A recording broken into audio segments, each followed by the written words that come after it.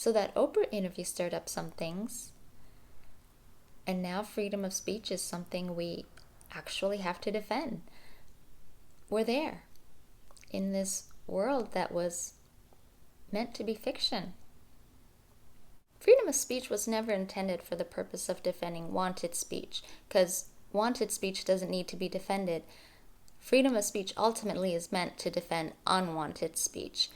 It is precisely when I disagree with you that I must defend your right to speak. Because allowing a difference of opinion, that's what's important and crucial to a free society. All our other freedoms hinge on free speech. Without it, there are no other rights. This mad culture we have today insists on tying everything to race. It's all you hear about when you turn on the news, open a browser, because certain people want to push this narrative and take us back decades, centuries even. I thought we don't want our most salient feature to be how much melanin we have in our skin. But if that's all you talk about, then that's what you're forcing people to focus on. I don't want my race to be a factor in my success or failure, or my likability or unlikability. No, thank you. I don't want any part of this new culture that is not progressive. It is the opposite of progress. It's taking us backwards, not forwards. Why does Piers Morgan have to believe Meghan Markle's story? Why does anyone have to believe her story? Even if there weren't holes in it, why does anyone have to believe anyone's story? What's next? Are we going to mandate religion? I believe some of Meghan's story, but not 100% of it, because there were inconsistencies and pure falsehoods. She had a medical doctor look after her during her pregnancy, but she wants us to believe that her doctor wouldn't refer her to a specialist for prepartum or postpartum depression, whatever it was. Maybe she didn't say anything to her medical doctor, but to try to claim there was no help available, that is really asking people to suspend all logic to believe that.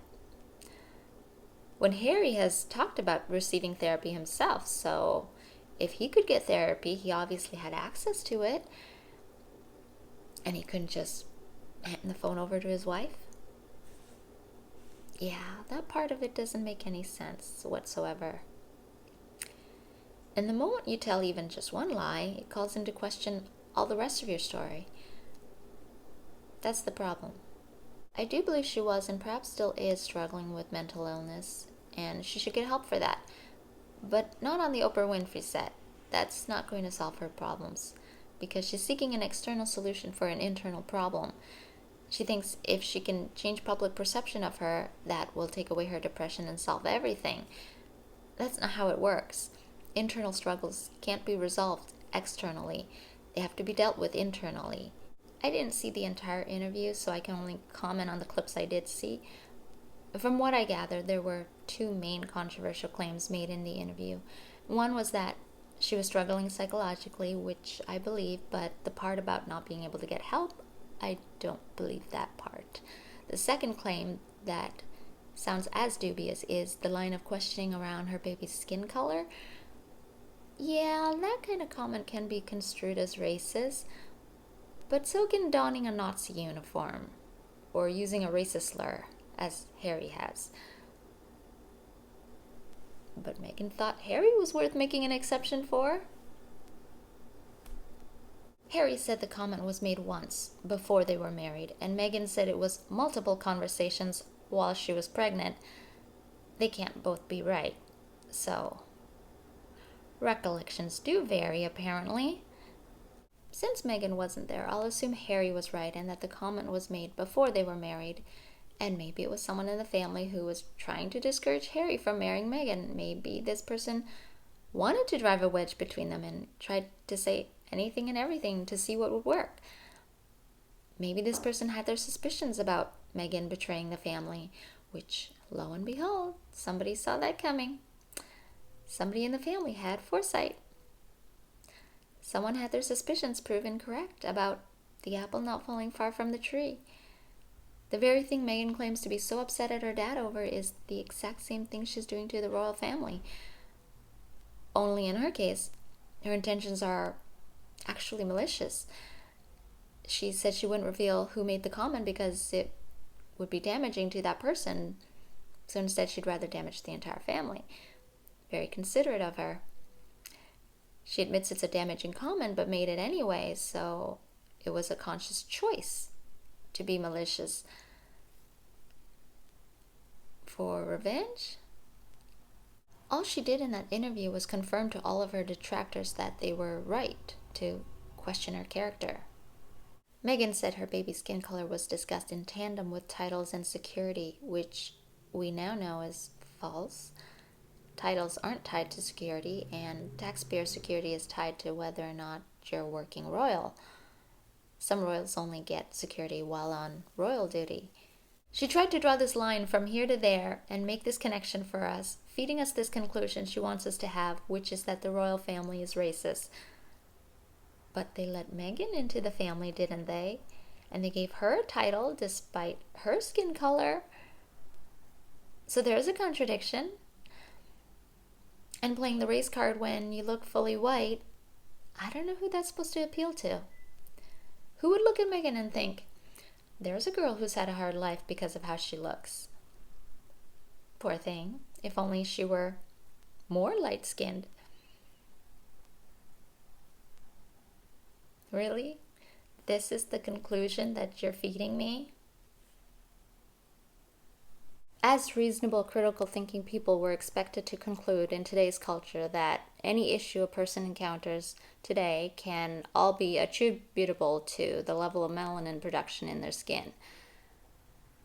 Unless, of course, it's a white person. In that case, that person is the one responsible for the issues of the person with the melanin. All these years of me avoiding the sun was a mistake, I guess, from a social credit score standpoint. The monarchy is archaic and steeped in tradition, and there are people who like that about it. It's lasted as long as it has for a reason. A newcomer with new ideas isn't necessarily going to fit in, especially if that person is very strong-willed and wants to do things differently. Issues are likely to crop up in such a dynamic.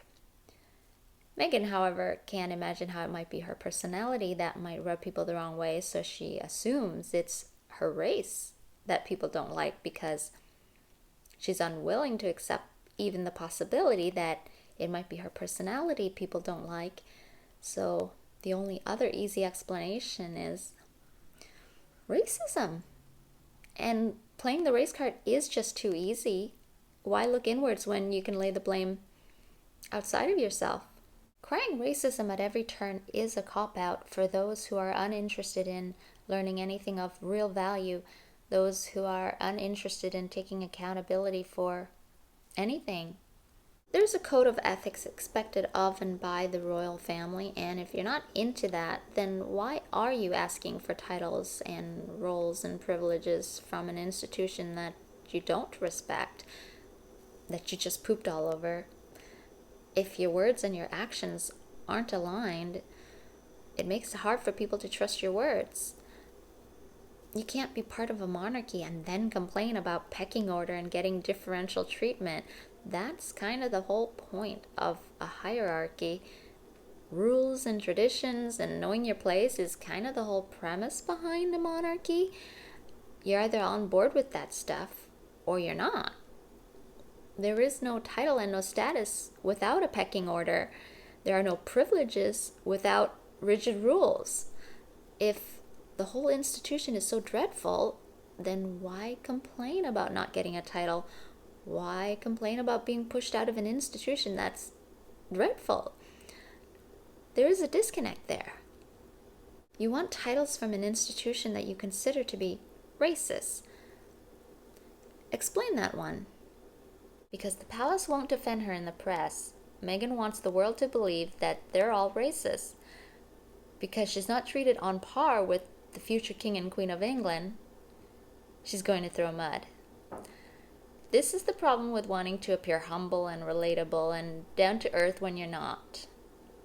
The truth has this habit of revealing itself eventually. How can you be seen as relatable and humble if you expect or demand to be given the same treatment as the future king and queen. Then again, Harry and Meghan didn't seem to experience any cognitive dissonance telling everyone else to mind their carbon footprints, whilst they didn't. This is a couple more obsessed with their image than they are about any real cause. Their image is their cause, their most important cause. That's how it appears. Ironically, if they would just let go of that need to control the narrative, things would play out better for them. That's what I think, because then they can do things from a place of sincerity and not a place of seeking popularity, and people will be able to pick up on that. To smear the entire royal family because they wouldn't correct a story about who made whom cry, that's pretty petty and vindictive.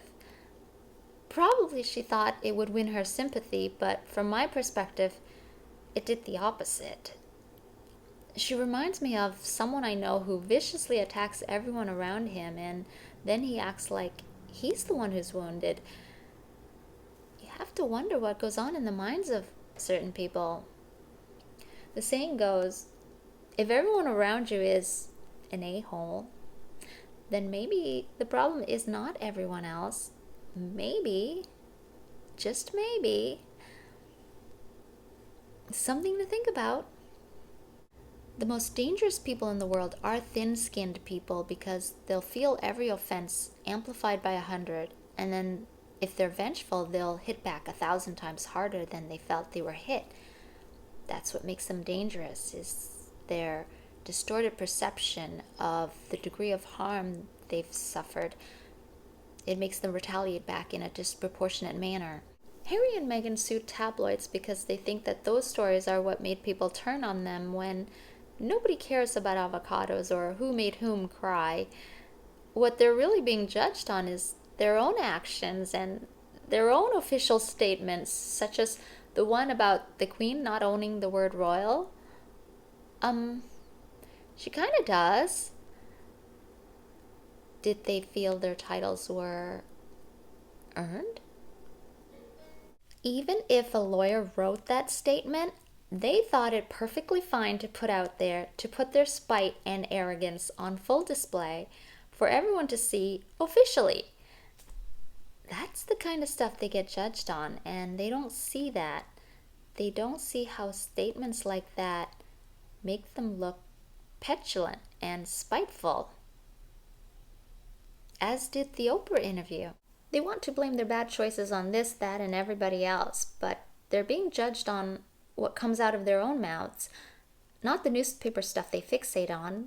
This Oprah interview, in which they knowingly and intentionally cast the entire royal family as racist, while Harry's past is conveniently ignored. This kind of malignant behavior and hypocrisy, that's what they're being judged on. Their own words, their own actions, which evidently is very thoughtless, very damaging. Even just from this one interview, you can see that, how callous they are. If they can't see how they help to create their own problems, if they feel they play no role in what happens to them, then of course they are purely victims of other people's actions and not their own.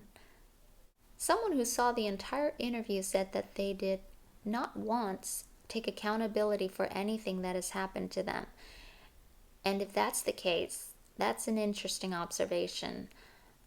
Although not surprising, the filter through which you view the world is how you'll experience the world. Harry said that he didn't expect his security to ever be taken away because, in his words, his risk level didn't go away. Even if he steps away from royal duties, he still requires the security. So he's looking at it from the perspective of, well, this is what I need, so this is what I deserve, versus the perspective of perhaps some of the other royals who look at the privilege that they have and think, how do I even begin to pay back any of this? And what do I need to do to earn my keep? The I need, therefore I deserve perspective is what leads Harry to make the obtuse statement that taxpayers owe him security because he didn't ask to be born into the royal family. It never occurred to him that taxpayers never asked for him to be born either. Harry forgets that a significant portion of taxpayers resent having to pay for even the working royals. Someone needs to remind him of that. Taxpayers don't owe you anything, Harry. You're a spoiled, rotten man-child with no appreciation for how the rest of the world lives, and no appreciation for the family you were born into. For someone with zero sense of responsibility and gratitude, I'd say you've been treated fairly kindly by the press, given the lack of consideration and discretion you've shown for others. And by others, I mean the people who are supposed to matter to you most. If that's how you treat them, what respect could you possibly have for anybody else? I fail to see how Harry and Meghan are victims of anything other than their own minds and the stories that they tell themselves. Certainly I can appreciate Piers Morgan's preference for stories that don't have holes in them. I also appreciate stories without holes in them. And if there are holes, someone ought to point them out and ask why they're there.